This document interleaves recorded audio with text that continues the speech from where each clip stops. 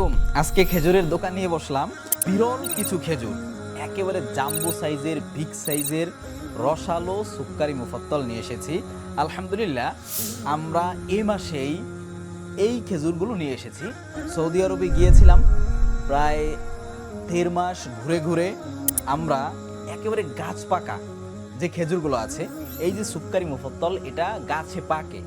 পাকার পরে এরপরে কিছুদিন রেখে দেওয়ার পরে যখন এটা হালকা শুকিয়ে যায়, একটু মানে ধরলে নরম নরম মনে হবে না, একটু হালকা একটু শক্ত থাকে। সুক্কারি রুতব থেকে সুক্কারি মুফাত্তলটা একটু আলাদা।